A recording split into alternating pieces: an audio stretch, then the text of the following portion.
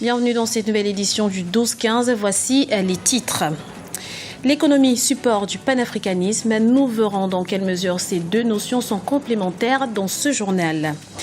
L'agriculture au centre des priorités du 23e sommet de l'Union africaine à Malabo en Guinée équatoriale. Les ministres des Affaires étrangères se réunissent ce lundi et ce mardi 24 juin. Et enfin, un mot de sport. Les Lions indomptables du Cameroun jouent leur dernier match ce lundi face au Brésil. Une rencontre sans véritable enjeu pour les Camerounais, mais très attendue. Alors que certains pays africains aspirent à un développement économique isolé, d'autres s'essayent à un mouvement collectif en soutenant l'idée du panafricanisme. Économie et panafricanisme, deux notions complémentaires. Thierry Noiran. Comment lier panafricanisme et le monde des finances ?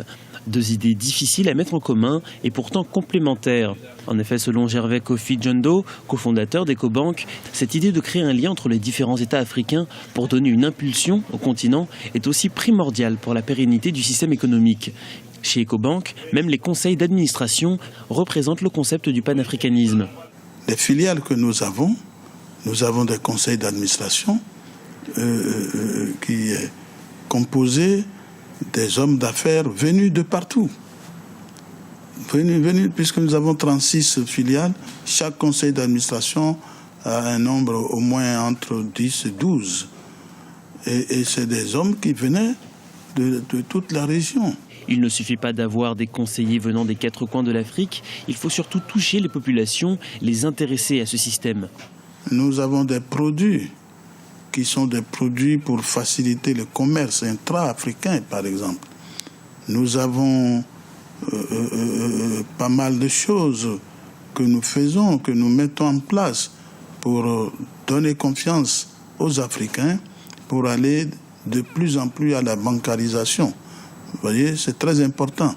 Pour l'heure, le taux de bancarisation en Afrique est de l'ordre de 8%, ce qui fait de ce problème un des premiers défis économiques du continent.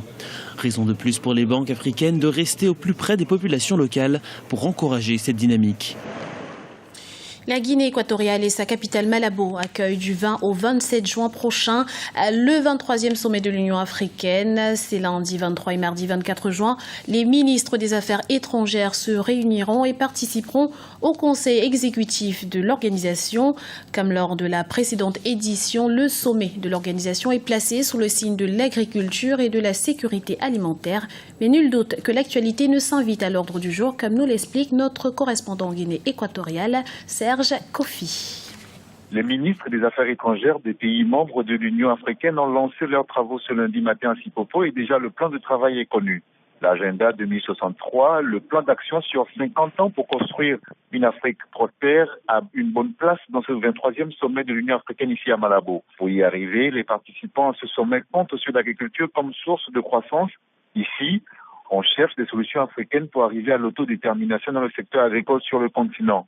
Tout ceci ne peut se faire sans une situation macroéconomique et politique stable. Alors, le sommet se penchera aussi sur la situation en Centrafrique, au Nigeria et au Mali avec des résolutions et des décisions afin de ramener la paix dans ces régions. Une semaine après le double attentat meurtrier qui a frappé le Kenya, les autorités poursuivent leur traque contre les islamistes. Bien que les autorités aient préféré relier les attaques à des violences ethniques, ce dimanche, l'aviation kenyane a bombardé les bases des Shebabs situées en Somalie. Un raid opéré dans le cadre de l'AMISOM, la force de l'Union africaine en Somalie, et qui aurait fait près de 80 victimes parmi les insurgés. Le Parti congolais du travail, parti au pouvoir au Congo, est en pleine restructuration en vue de la prochaine échéance électorale de 2016. Ses membres ont été convoqués à Paris ces 21 et 22 juin pour prendre part à 2 assises. Des rencontres qui ont débouché sur la création de nouvelles instances. Les explications d'Ibra Radindiaï. Le PCT, parti au pouvoir au Congo, se restructure.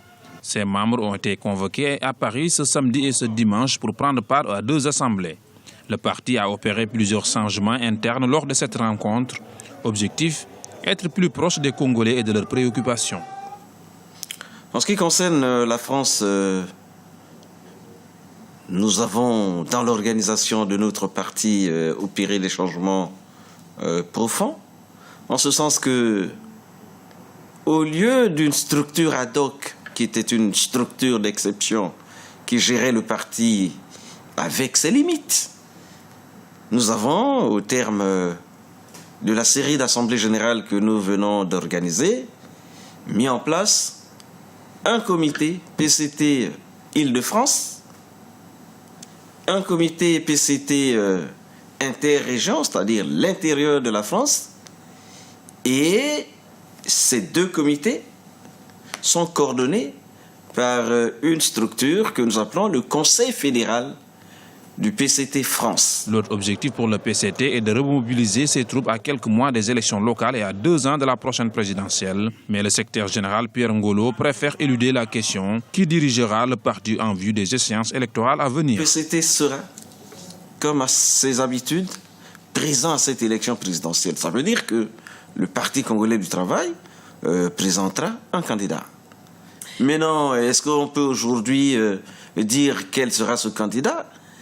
Il est une instance compétente pour répondre à cette question. L'opposition entend de son côté jouer son rôle. Certains partis ont décidé d'unir leurs forces pour faire front au PCT.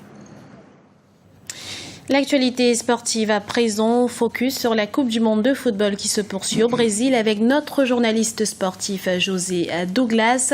Merci de nous avoir rejoints, José. Quel est le programme de cette journée? Ah bien, Graziella, il est très riche. Aujourd'hui, certaines équipes jouent vraiment leur dernière chance dans ce mondial.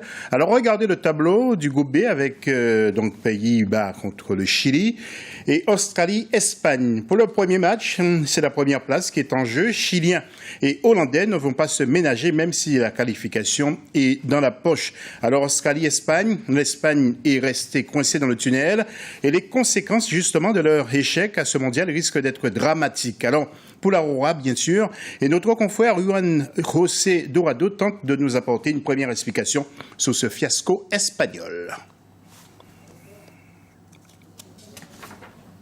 À la fin du match face au Chili, qu'il y avait peut-être aussi un manque d'envie, parce que cette Espagne a tout gagné et que quand ils sont arrivés, ils pensaient qu'ils pouvaient, par leur valeur intrinsèque, gagner les matchs. Et on voit dans un mondial, c'est très compliqué. Et une seule sélection africaine est engagée ce lundi. Il s'agit du Cameroun qui joue son dernier match de poule, un dernier match tout court, sans véritable enjeu pour les hommes de Volker Finke, n'est-ce pas, José? Oui, exactement. Donc en groupe A, Croatie-Mexique, les Croates vont tout tenter devant les Mexicains qui ne vont rien lâcher. Vous voyez le tableau d'ailleurs. Et quant à l'autre match, Brésil-Cameroun, les Lions peuvent d'ores et déjà dire adieu au mondial, car pour les Brésiliens, les choses sont claires lorsqu'on écoute leur entraîneur Luis Felipe Scolari. Je ne vais pas faire des changements. Je crois en l'équipe que j'ai mise sur le terrain dans le premier match. Mes joueurs savent comment j'agis quand je fais un changement. Le joueur que je change aura d'autres occasions et ils travailleront normalement comme ils l'ont fait avec leurs collègues. Nous sommes un groupe. Normal que vem trabalhando o seu companheiro principal e vai ajudá-lo. Voilà, et puis côté camerounais, bien sûr, Volker Finke tente de sauver les meubles, mais des fissures apparaissent partout au sein de l'équipe, et voire même plus haut, le sélectionneur allemand du Cameroun. Chacun ne veut pas quitter le Brésil avec une mauvaise impression. Alors, il faut montrer un visage pour travailler pour la réputation, pour vraiment... pour la réputation de l'équipe, pour la réputation de chaque joueur et pour la réputation du football camerounais. Voilà, le mondial du Brésil, c'est toujours sur Africa 24. À demain. Merci pour toutes ces précisions, José. C'était le journal de la rédaction. Merci de l'avoir suivi. Retrouvez dans un instant une nouvelle édition du 12-15 sur Africa 24.